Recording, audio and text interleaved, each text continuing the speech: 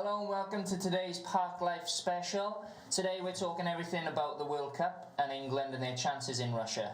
I'm joined in the studio by Park Life journalists Sam Hill, Connor Bursnell and Luke McNulty. So Sam, I'm going to start with you. England have been drawn against Tunisia, Panama and Belgium. How do you see these going?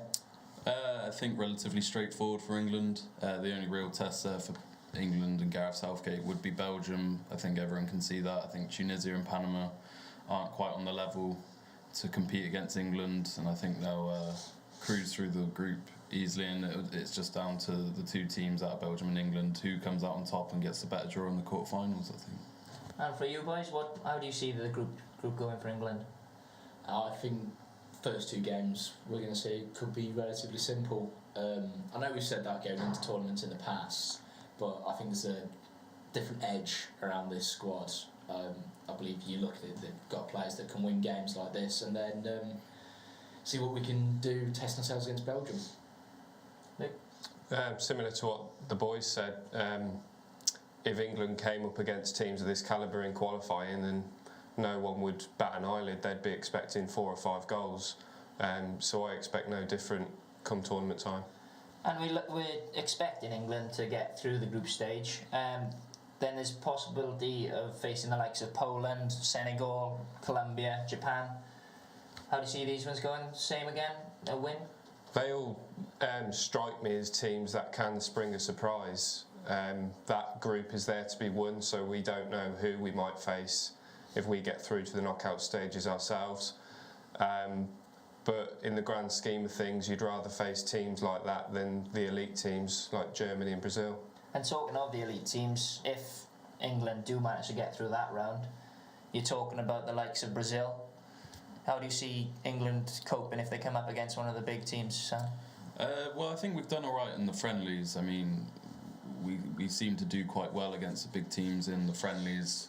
I know we got unlucky against Italy with the last-minute equaliser and things like that, but personally, I've got Brazil as favourites to win the World Cup.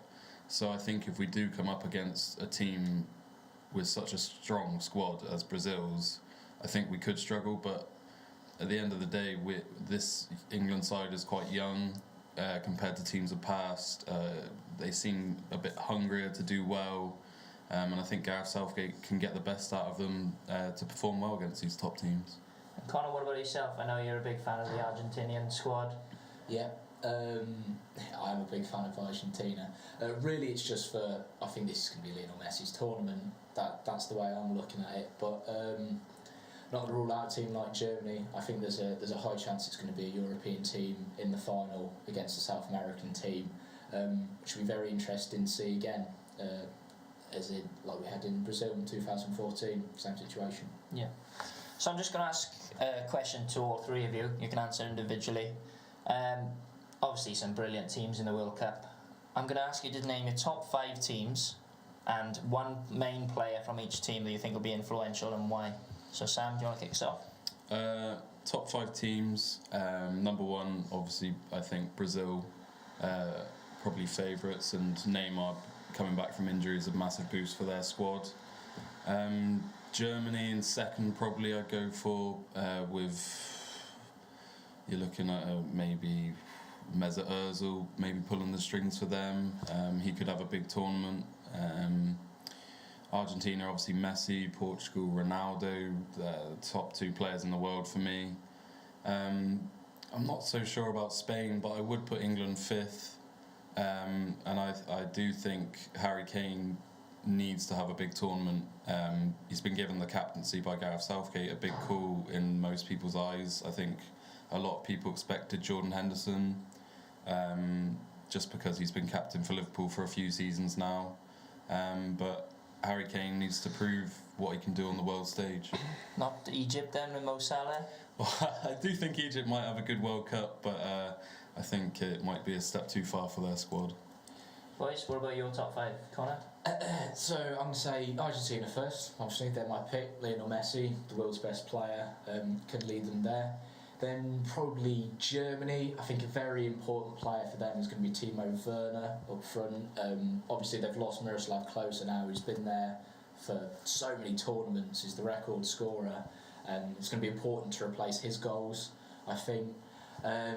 Looking at Brazil, I think Gabriel Jesus is going to have a good tournament. He's had a good season with Man City, and I think it's about time that he steps up and performs for them. I'm going to say Spain. I think Isco or David Silva. I think looking at them, they've got Diego Costa as the recognised striker. They just need somebody to help him play. Either one of those players could do that quite easily. And I'm going to throw in my surprise that I throw in for every tournament, and I'm going to say Croatia and Ivan Rakitic being a big part of that team. It's interesting. I was going to ask you all about your surprise packages. I'll come to that later though. Luke, if you'd like to give your top 5. Germany and Brazil are the top 2 for me. Can't call it. Can't call it. I can't at this stage. I think I'd have to see how they get on in the early stages of the tournament. But one big player who I think has a big tournament in store is Leroy Sané, because he's had such a good campaign for City. He brings something different to the table for Germany in what we've seen in the last few years. He's a bit of a dynamic player, direct player, and he's youthful, which Germany need. I think the back line is the most important thing for Brazil. We saw 4 years ago them lose 7-1 to Germany in the semi-finals, so I think Thiago Silva and Marquinhos are key. We know they've got the forward players to win games, but I think the defence is key there. France and Spain are also in my top 5. Spain aren't the force that we saw 10 years ago or so, but they're still well capable of winning the thing. I think Diego Costa's the main man for them. They've got the players like Brazil have, but they need someone to put the ball in the net.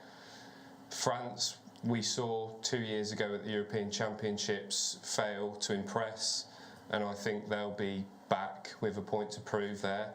And on a similar note, I think Belgium, I think it's their time now. They've been around, they've had that core of players for a good few years. And I would have put Argentina in there for Lionel Messi, but I think overall Belgium have a better chance of succeeding. Belgium obviously will be looking to impress after the Euros. Obviously going out to Wales, they'd have been hoping to go further. So I'm just going to ask. You mentioned surprise package being Croatia. Luke, who do you see as the team to be your surprise package? Those boys behind you. You reckon? I think this is the first time in decades that there have been no expectations on the squad. We go into the tournament with a new formation, an exciting formation, and I think England can go deep into the tournament. Yeah, Sam? Personally, for me, I'd like to probably go for Colombia, just because I thought they had a really good Brazil World Cup a few years ago.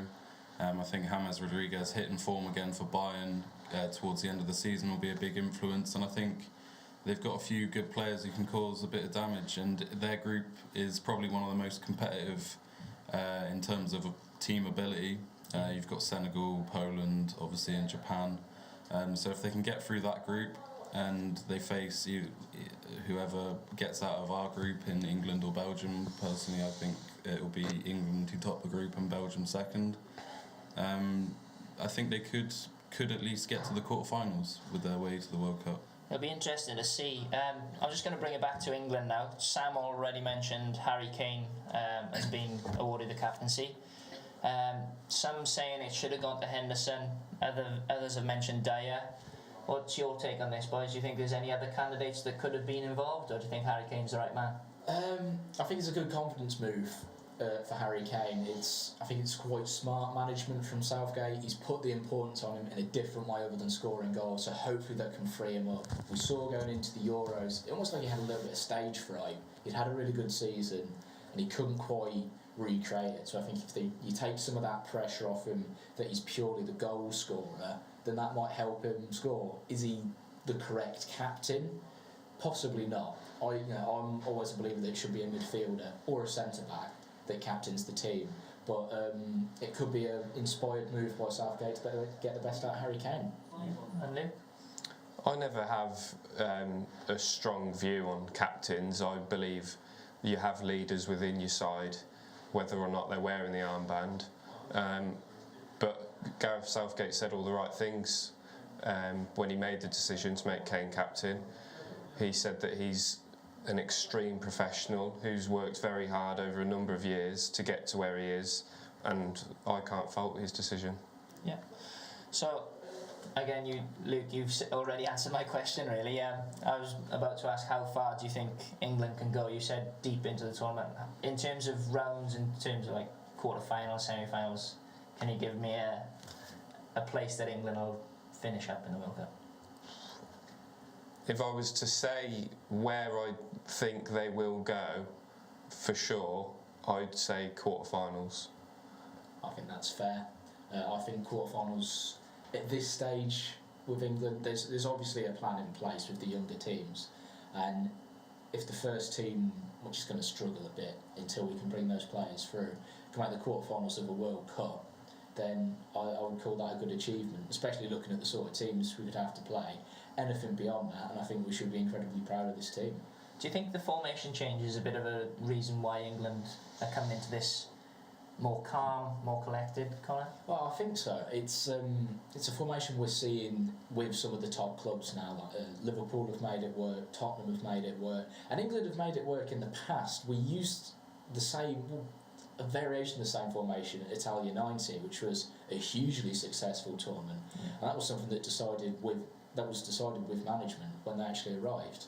So it's not entirely new, and we've seen countries make it work before. Holland played it really well at the last World Cup. So hopefully we can see some big stuff come from that, and I think it will be important for how far England go. And Sam, finally for you? I think England have a good chance this summer.